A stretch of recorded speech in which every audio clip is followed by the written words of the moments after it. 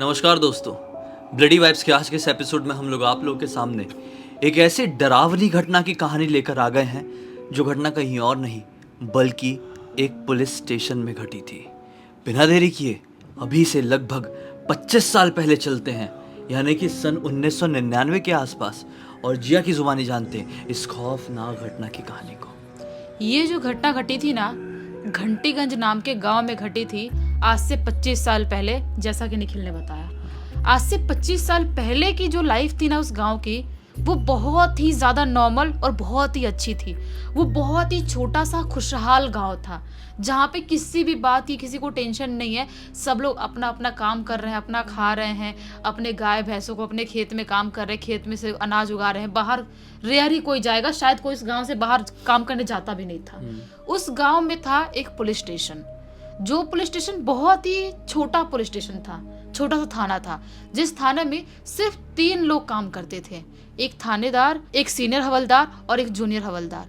ये 3 लोग वहां पर बैठे बैठे रोज बोर ही हुआ करते थे, क्योंकि वहां पर उस थाने में इनका कोई काम था ही नहीं। यानी ज्यादा शिकायतें आती ही नहीं थी। नहीं, अच्छा। मतलब वो गांव ऐसा था कि वहां पर कोई कुछ कर ही नहीं रहा, शिकायत कहाँ से आएंगी। हाँ। शिकायतें आती भी थी तो इसलिए आती थी कि उसने मेरे खेत में से मेड़ लगा दिया, उसने एक बित्ता या एक हाथ मेरे खेत से ज्यादा ले लिया, किसी ने आम चोरी कर हाँ, लिया, ऐसा किसी ने कुछ आता होगा। हाँ। अनाज चोरी कर लिया, हाँ, समझ तो गया। मतलब किसी ने मुझे मार दिया, ऐसे ही लड़ाई में ऐसे छोटी मोटी घटनाएं आती थी। वो लोग भी सोचते थे चलो ठीक है, अच्छा ही है, शांति से बैठते थे और बाकी लोग भी जिंदगी अच्छी खासी कट रही थी। लेकिन एक दिन की बात है, दोपहर का टाइम हो रहा था, ये तीनों पुलिस वाले अपने थाने में चुपचाप बैठे हुए थे। तभी उस गांव के सरपंच चिल्लाते हुए उस थाने के अंदर एंटर करते हैं। अरे थानेदार साहब, आप जल्दी से कुछ करो थानेदार साहब, नहीं तो बहुत बड़ी गड़बड़ हो जाएगी, बहुत बड़ा आफत आने वाला है, कुछ करो। ये उठ जाते हैं, सब लोग आराम से बैठे हुए थे, तो बोलते क्या हुआ सरपंच साहब, आप ऐसा क्यों चिल्ला रहे हो, क्या हो गया, कोई मुसीबत है क्या? सरपंच साहब बोलते हैं कि मेरे घर से मूर्ति चोरी हो गई है। तो बोलते थानेदार साहब कि कौन सी मूर्ति, कोई भगवान की मूर्ति थी? तो सरपंच साहब बोलते हैं नहीं, वो भगवान की मूर्ति नहीं थी, वो एक बहुत ही पुरानी मूर्ति थी जो 500 साल से हमारे घर पे ही थी। वो कोई ऐसी ही मूर्ति थी जो जिसके बारे में मुझे ढंग से पता नहीं, लेकिन 500 साल से हमारे घर पे है। और वो मूर्ति चोरी जब हुई है, कभी भी गायब हुई है, इधर उधर रखी गई है, तब इस गांव में आफत आया है और इस गांव ने कोहराम सहा है। अच्छा, मतलब ये सरपंच का परिवार था। हाँ। हो सकता है इनके पिताजी दादाजी सब लोग सरपंच रहे हो। हाँ। और ये मूर्ति इनके पास कई जमाने से थी। हाँ। और कभी इधर उधर हुई होगी तो गांव में विपदा आई ही होगी। हाँ। इसलिए अभी वाले सरपंच साहब डर गए। हाँ, फिर क्या हुआ? तो थानेदार साहब बोले कि हाँ हम ढूंढेंगे, आप ज्यादा चिंता मत करो, कोई बात नहीं, आप रिपोर्ट लिखवा दो और आप घर पे जाओ, हम ढूंढेंगे। सरपंच साहब बोलते हैं कुछ भी हो जाए आप जल्द से जल्द ढूंढने की कोशिश करो, नहीं तो आफत आने से कोई नहीं रोक सकता। सरपंच साहब ने फोटो दिखाया? हाँ, एक फोटो दिखाए थे। अच्छा। जो पुराने जमाने की ये फोटो थी, उनके पास पहले से रखी हुई थी। तो वो फोटो देखते हैं और ये लोग बोलते हैं कि तो ठीक है, हम जल्दी ही ढूंढ लेंगे। ये लोग आपस में बात करते हैं। अब उस दिन से उन लोगों ने ढूंढाई चालू कर दी है। पूरे 7 दिन बीत गए, वो मूर्ति उनको कहीं पर भी नहीं मिल रही है। यानी उसका कोई सुराग नहीं मिला? कहीं पर भी कोई सुराग नहीं मिल रहा। पूरा गांव, खलियान, जो भी बगीचा, सब जगह ढूंढ डाले, कहीं पर भी वो मूर्ति नहीं मिल रही है। अब ये लोग भी परेशान, सरपंच भी परेशान हो रहे हैं, इनको भी परेशान कर रहे हैं, कुछ समझ नहीं पा रहे हैं, करे तो करे क्या। 7वें दिन की बात होगी, मूर्ति गायब हुए 7वें दिन की बात होगी। रात के टाइम में जो जूनियर हवलदार थे वो और थानेदार साहब अपने घर जा चुके थे। सीनियर हवलदार आज थोड़ा थाना लेट बंद करके अपने घर के लिए निकलते हैं। अच्छा, मतलब ये थाना बंद हो जाता था क्योंकि खुला भी छोड़ के क्या करेंगे, कुछ ऐसा था नहीं यहाँ पे तो। कोई भी नहीं था ना वहाँ पे। कोई अगर रहेगा क्रिमिनल तब तो वो खुला रखेंगे। जब वहाँ पे कोई है ही नहीं तो थाना बंद करते थे, फिर सुबह सुबह आते थे, अपना काम कंटिन्यू करते थे, ऐसा वाला था। फिर क्या हुआ? तो ये अपने जो सीनियर हवलदार हैं वो अपनी साइकिल उठाते हैं और अपने गांव की तरफ निकल जाते हैं। वो दूसरे गांव में रहते थे? हाँ, वो दूसरे गांव में रहते थे, वहां पर उनके बीवी बच्चे सब रहा करते थे। हाँ। वो उनके गांव की तरफ जाने वाला जो रास्ता था ना, वो रास्ता ना एक जंगल और एक शमशान घाट से होते हुए गुजरता था। अच्छा। उस रास्ते से वो रोज ट्रेवल किया करते थे। आज भी रात का टाइम हो रहा था, काफी सुनसान अंधेरी रात थी, टॉर्च लिए हुए थे और उसी रोड से वो गुजर रहे थे, उसी शमशान घाट वाले रोड से। तभी अचानक से जैसे ही शमशान घाट के पास पहुंचते हैं, उन्हें शमशान घाट के अंदर से बहुत सारी पायलों की आवाज सुनाई देती है। जैसा कि बहुत सारी औरतें एक साथ पायल पहन के नाच रही हों, ऐसी आवाज़ सुनाई देती है। वो अपनी साइकिल रोकते हैं वहीं पर, सोचते हैं कि शमशान घाट में इतनी रात के करीब कौन सी औरतें और क्या कर रही हैं। आज से 25 साल पहले शमशान घाट में ऐसे औरतों को जाना इतना नॉर्मल नहीं माना जाता था।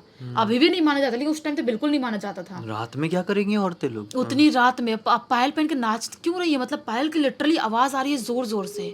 ये अपने हवलदार साहब जो हैं वो सोचते हैं कि जाके मुझे देखना चाहिए।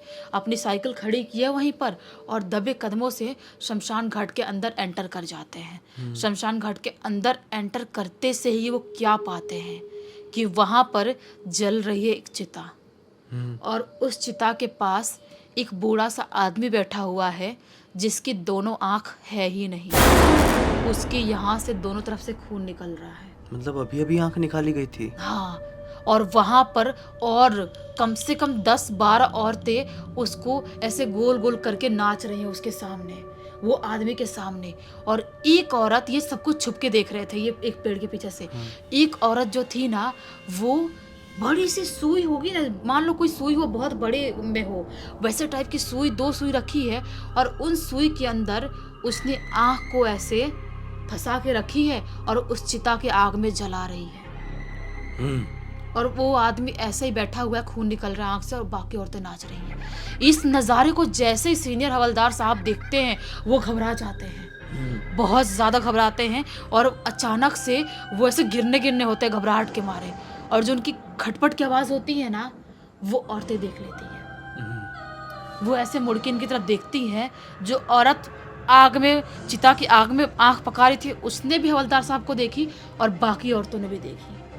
लेकिन अब ये इतना ज़्यादा घबरा गए थे कि वहाँ से ये बिल्कुल कुछ आओ देखते ना ताओ भागना स्टार्ट करते हैं। भागते अपने साइकिल पे चढ़ते हैं और सीधा अपने गांव पहुँचते हैं। एक अकेला बूढ़ा हवलदार क्या कर लेगा? वही तो, हाँ। कोई हवलदार बूढ़ा सा है वो क्या ही, और उतनी सारी औरतें कुछ कर भी देती तो क्या बिगाड़ लेंगे ये। हाँ। और जो भी पुलिस वाले हैं वो अपने थाने में है, ऐसे सिचुएशन में क्या कर सकते हैं वो। हाँ। वो अपने घर पहुंचते हैं, इतने ज़्यादा घबराए हुए थे कि उनकी पत्नी जी पूछती हैं क्या हुआ, आप इतने घबराए हुए हो, क्या प्रॉब्लम है क्या कोई। उनके बच्चे भी पूछते हैं, लेकिन वो किसी को कुछ नहीं बताते हैं और उस रात वो बिना खाना खाए सो जाते हैं। सोच लिए थे दिमाग में कि सुबह सुबह जाते से सबसे पहले थानेदार साहब को ये खबर दूंगा, क्योंकि ये खबर नॉर्मल तो नहीं है, ये बहुत एबनॉर्मल तरह से जो भी है चीज़ें हैं, वो औरतें उस आदमी साथ क्या कर रही थी वो क्राइम है, जो भी चीज़ें हैं। ये सोच के सोए थे, रात भर नींद तो आई नहीं थी, जिस तरह से सो गए थे। और सुबह से उठते से ही बिना खाना वाना खाए अपना टिफ़िन लेते हैं और वहाँ से अपने साइकिल से निकल जाते हैं सीधा थाने के लिए। थाने में जैसे ही पहुँचते हैं क्या पाते हैं, उनसे पहले वो 10-12 औरतें ऑलरेडी थाना में खड़ी हैं और ज़ोर ज़ोर से रो रही हैं। सब औरतें रो रही है? हाँ, और जो आंख मेन पका रही थी ना वो थानेदार साहब के पास बैठ के कुर्सी पे अपना सिर पटक पटक के रो रही है और बोल रही है हम बर्बाद हो गए, हमारा ये हो गया वो हो गया, ऐसी चीज़ें कर रही है। और जैसे ये आते ही इनकी तरफ वो औरतें देखती हैं, वो जो मेन औरत जो आंख पका रही थी वो चिल्लाते हुए इनकी तरफ उंगली दिखाते हुए कहती है यही है वो आदमी जिसने हमारी बेटी के साथ गलत किया है। तो ये हवलदार साहब हक्के बक्के रह जाते हैं, क्या बोल रही है औरत, और किसकी बेटी, मैंने क्या कर दिया। वो बोलने लगते, चिल्लाते, देखो थानेदार साहब देखो, हमारी बेटी रात के टाइम पे घर पे थी और यही आदमी है हमारे घर पे आके उसके साथ दुष्कर्म करने की कोशिश कर रहा था। हवलदार साहब शॉक्ड हो जाते हैं। वो थानेदार साहब को बोलते हैं सर आप समझने की कोशिश करो, ये जो इनकी लड़की है इसकी उम्र देखो आप, ये मेरी बेटी की उम्र की है, मैं क्यों इसके साथ कुछ करूंगा, और आप मेरे पर विश्वास नहीं कर रहे हो, ये क्या बोल रही है, औरतें सब झूठ बोल रही हैं। वो जितनी भी चीज़ थी ना, जितने भी कांड थे रात वाले, वो सारे थानेदार साहब को बता देते हैं। हवलदार साहब सब कुछ थानेदार साहब को बता देते हैं। थानेदार साहब जो थे ना कहीं अपने हवलदार साहब पे विश्वास कर रहे थे, लेकिन उनको औरतों की बातें भी सुननी जरूरी थी। वो औरतों को बहला फुसला के बोल देते हैं कि ठीक है हम इसके ऊपर कार्रवाई करेंगे, एक काम करिए आप लोग अपने अपने घर जाइए। वो औरतों को घर भेज देते हैं। और जब जैसे ही घर भेजते हैं, हवलदार साहब एकदम रोने से आंख में आंसू लेके बोलते थानेदार साहब को, सर मैं ऐसा कभी कर ही नहीं सकता, वो बच्ची मेरी बेटी की उम्र की थी और वो औरतों ने सब कुछ किया, रात में बहुत बड़ा कांड किए हैं। वो जो आदमी है, वो आदमी आप देखोगे आपको विश्वास हो जाएगा, उस आदमी की आंखें निकाले थे इन लोगों ने। थानेदार साहब बोलते हैं, अच्छा ठीक है, तुम बोल रहे हो तो मैं विश्वास करता हूँ, लेकिन आज रात होने से पहले अगर तुम उस आदमी को मेरे पास लेके आते हो तो मैं तुम्हारे बात पे विश्वास करूंगा जिसकी आंख इन लोगों ने निकाली थी। अब उनको भी अपनी ड्यूटी करनी थी। पुलिस वाले ना यार, पुलिस वाले ऐसे थोड़ी ले सकते हैं लाइटली कि हमारे थाने का है तो हम उसके पर विश्वास करें, दूसरे पे ना करें। तो वो हवलदार साहब भी टेंशन में आ जाते हैं और अपने जूनियर हवलदार को लेके गांव में निकल जाते हैं उस आदमी को ढूंढने के लिए। बहुत ढूंढने के बाद लगभग शाम के 6:30-7 बजे करीब तक उस आदमी को ढूंढ के ये लोग थाने के अंदर थानेदार साहब के सामने पेश करते हैं। ढूंढ लेते मतलब? हाँ, लेके आते हैं यहाँ पर थानेदार साहब के सामने लेके आते हैं। वो आदमी जैसे ही थाने में आता है ना, वो चिल्लाने लगता है, चीखने लगता है, बोलता है तुम लोग ठीक नहीं कर रहे हो, ये तुम लोग बहुत गलत कर रहे हो, तुम्हारी हिम्मत कैसे मुझे हाथ लगाने की, मुझे पकड़ने की। वो चिल्लाते हुए आदमी बोलता है कि तुम लोग चुपचाप मुझे छोड़ दो, अगर नहीं छोड़े ना तो बहुत जल्दी ये थाना एक खंडहर में बदल जाएगा। ऐसा चिल्लाते हुए बोलता है। लेकिन अब पुलिस वाले उसकी ये बातों से डरेंगे क्या? थानेदार साहब बोलते हैं, हवलदार साहब इसको बंद करिए जेल के अंदर। उसको जेल के अंदर बंद किया जाता है। आज पहली बार इतने सालों में कोई इंसान जेल के अंदर बंद होता है। और शाम का टाइम हो गया था और लगभग थानेदार साहब के घर जाने का टाइम भी हो गया था। तो वो क्या बोलते हैं अपने दोनों हवलदारों को, एक काम कीजिए, आप लोग आज यहीं पर रुक जाइए, क्योंकि हाँ ये आदमी बंद है ना, बंद है, इसको हम छोड़ के जा नहीं सकते, नहीं तो ताला वाला तोड़ के गांव वाले आके इसको निकाल के लेके ना चले जाएं। आप लोग को रहना ज़रूरी है यहाँ पर।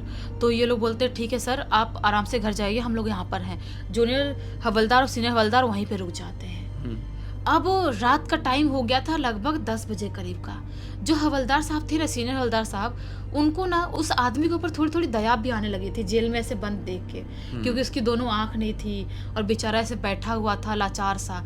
उसको देख के इनको ऐसा लग रहा था कि बेचारा कैसे है, मतलब उन लोगों ने देखा जाए तो औरतों ने इसके साथ भी तो गलत किए हैं ना, इसकी आंख निकाल ली और हमने इसको ही बंद कर दिए हैं। ऐसी सारी चीज़ें सोच सोच उनको बुरा लग रहा था।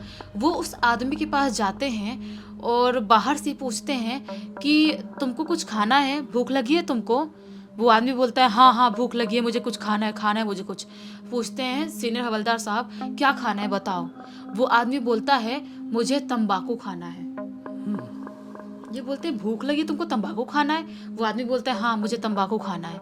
तो हवलदार साहब बोलते हैं जूनियर हवलदार साहब को, एक काम करो, तुम जाओ और गांव से किसी के पास से तंबाकू मांग के लाओ, क्योंकि ये लोग तो नहीं खाते थे। जाओ किसी के पास से मांग के लाओ, तब तक मैं यहीं पर थाने में ही रुका हुआ हूँ। अब उधर चले गए तंबाकू लेने के लिए जूनियर हवलदार साहब। अब थाने में बचा वो आदमी और सीनियर हवलदार साहब। और जैसे ही जूनियर हवलदार साहब तंबाकू लेकर थाने में लौटे, क्या देखे? कोई भी इंसान अपनी आंखों से देखेगा ना तो विश्वास नहीं कर सकता, ऐसा कुछ देखा कि जो जेल में जहां पर वो आदमी बंद था ना, वो आदमी घुर्राते हुए वहां पर पड़े हुए हैं सीनियर हवलदार साहब और उनको नोच नोच के खा रहा है। नोच नोच के उनके जितने भी माल है अंदर का सब निकाल निकाल के नोच नोच के खा रहा है। अरे उस आदमी को देख के चिल्लाते हुए बोलते क्या कर रहे हो तुम, क्या कर रहे हो, ये जल्दी छोड़ो तो मैं बहुत कार्रवाई होगी तुम्हारे ऊपर, बहुत कुछ बुरा हो जाएगा, जल्दी छोड़ो। और जैसे ये चिल्लाते हैं ना, जो आदमी उधर मुंह करके सीनियर हवलदार साहब को नोच नोच के खा रहा था, वो झटके में इनकी तरफ देखता है। और जैसे इनकी तरफ देखता है, उसकी शक्ल देख के जूनियर हवलदार हक्के बक्के रह जाते हैं, क्योंकि सीनियर हवलदार साहब की आंखें उस आदमी ने अपने अंदर लगा के रखा था। जिन्हें उनकी आंखें निकाल के ऐसे लगा लिया? हाँ, और उसके पूरे मुंह में खून ही खून, पूरा मांस लटक रहा है, खून लटक रहा है। एकदम एक दरिंदे वाली शक्ल होती है ना, वैसी उस इंसान की शक्ल दिखाई दे रही थी। ये हवलदार साहब कुछ सोचते, कुछ करते, भागते, उससे पहले ही वो दौड़ते हुए आता है, वो इनका गला दबा रहा होता है। अभी गला दबा ही रहा होता है, ये छुड़ा रहे होते हैं, खुद को बचाने की कोशिश कर रहे होते हैं। उसको एक धक्का मारते हैं और जो आदमी था ना, वो डेस्क पे एक जाके गिरता है और वहीं पर गिर के शायद वो मर जाता है। मर गया वो? आदमी मर जाता है। ये जो जूनियर हवलदार साहब थे बहुत ज्यादा घबराते हैं, चिल्लाते हुए गांव के अंदर भागते हैं और गांव के लोगों को इकट्ठा करना चालू कर देते हैं और खबर भिजवा दिया जाता है थानेदार साहब के घर पे। थानेदार साहब के घर पे खबर भिजवा जाता है, थानेदार साहब आते हैं, पूरे गांव वाले लोग जेल में इकट्ठा होते हैं, वहां पर थाने में आते हैं तो क्या पाते हैं कि सिर्फ जेल में सीनियर हवलदार साहब हैं, वो आदमी कहीं पर भी दिखाई नहीं दे रहा है। वो भी मर चुके हैं मतलब ना? हाँ, बाप। मरे हुए सीनियर पड़े हुए हैं, लेकिन जो आदमी था दरिंदा आदमी वो कहीं पर भी पूरे जेल में दिखाई नहीं दे रहा है। हैं? यानी ये खुद भाग के गए थे जूनियर वाले जो हाँ। हैं, वो लोगों को बताने के लिए भाग के गए थे ना? पहले हाँ। थोड़ी मोबाइल फोन उन्होंने। वही तो। हाँ। अब ये शॉक्ड, समझ नहीं पाते कि मैं क्या करूं। वो आदमी तो मर चुका था, मेरे सामने मरा था, मैंने नर्व्स चेक किया था, मर चुका था वो आदमी। तो वो उठ के भाग कर सकता है, वो कैसे गायब हो सकता है? और हमारे हवलदार साहब मर चुके हैं और वो आदमी भी तो मरा था, वो कैसे गायब हो गया? इनके दिमाग में बहुत सारी कंफ्यूजन चली रही होती है। अब ये थानेदार साहब को सारी चीज बता देते हैं, गांव वाले लोग भी सारी चीज जानते हैं, लेकिन ये लोग जो औरतें थी ना 10-12, उनसे सब कुछ पूछने की कोशिश करते हैं कि स्टार्ट तो तुम ही लोगों से हुआ था ना, तुम लोगों ने शमशान घाट में सब किया था, हमको सीनियर हवलदार साहब ने बताया था, बोलो क्या किया तुमने और क्या हुआ था, वो आदमी कौन था, कहाँ गायब हो गया? लेकिन वो जो औरतें थी ना, वो औरतों ने अपना मुंह नहीं खोली, अरे एक बूंद मुंह नहीं खोली, कुछ नहीं बताई, किसी को कुछ नहीं बताई। इन लोगों ने बहुत कोशिश किया गांव वालों से, औरतों से पूछने की, लेकिन कुछ भी किसी ने जवाब नहीं दिया। किस बारे में जवाब? कि मतलब वो आदमी कौन था और ये औरतें क्या कर रही थी वहां पर, किसी ने कुछ जवाब नहीं, औरतों ने भी जवाब नहीं दिया। तो आदमी कभी मिला कि नहीं मिला? नहीं, कभी भी वो आदमी मिला ही नहीं, उसकी ना लाश मिली ना वो आदमी मिला। उसके बाद ये लोग इतने ज्यादा घबरा गए थे कि इन लोगों ने डिसाइड किया कि हम उस जेल को छोड़ ही देंगे, लेकिन उससे पहले काम हम तो करना था ना, दूसरी जेल बंद तब तक तो काम करना था। ये लोग एक दूसरे सीनियर हवलदार को बुलाते हैं दूसरे गांव से और यहाँ पे उनकी ज्वाइनिंग होती है और यहाँ पर ये लोग क्लियरली बोल देते हैं कि कुछ भी हो जाए, कोई भी हवलदार रात के टाइम में यहाँ पर नहीं रुकेगा, रात होने से पहले यहाँ से निकल जाएगा। और तब तक दूसरी बिल्डिंग बनती है, दूसरा थाना बनता है, उसके बाद ये लोग उस थाने में शिफ्ट होते हैं और इस थाने को पूरी तरह से वीरान कर देते हैं और अभी भी यह थाना पूरी तरह से खंडर ही है। यानी खंडर बन गया। हाँ, उस दरिंदे ने बोला था कि मुझे छोड़ दो वरना इस पुलिस स्टेशन को मैं खंडर बनाकर रख दूंगा, और बना दिया उसने। बाप रे, क्या था वो इंसान था, भूत था, शैतान था, क्या था? कुछ समझ में नहीं आया मेरे। वही तो। और जो मूर्ति गायब हुई थी वो मूर्ति भी तो नहीं मिली ना, और वो मूर्ति के गायब होने के बाद ही इतनी सारी चीजें उस गांव में हुई थी। बाप रे, अलग ही स्टोरी थी यार ये। खतरनाक। किसके थ्रू मिली है जानकारी? और ये जानकारी मिली है ना, एक निकिता नाम की लड़की ने भेजा है, जो उस गांव के पास के ही गांव में रहती है। अच्छा, उस गांव की लड़की नहीं है? नहीं, हवलदार साहब वाले गांव की तो नहीं है? हो सकता है कि हवलदार साहब के गांव के पास की अच्छा, हो। उसने ऐसा बता ही नहीं, कहा नहीं। क्यों? बाप रे, बहुत स्कैरी घटना हो गई है। ऐसी कोई घटना आज तक मैंने लाइफ में नहीं सुना था और शायद आपने भी नहीं सुनी होगी। खैर, अब इसी एक नोट के साथ इस कहानी का अंत करते हैं।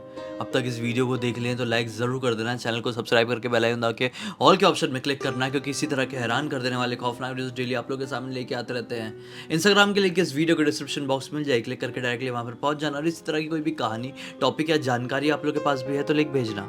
हो सकता है हमारा अगला वीडियो कल आपके हिसाब से ही बन रहा हो। तो चलिए, कल फिर से मिलता है। तब तक के लिए बहुत बहुत धन्यवाद। आपका दिन शुभ हो।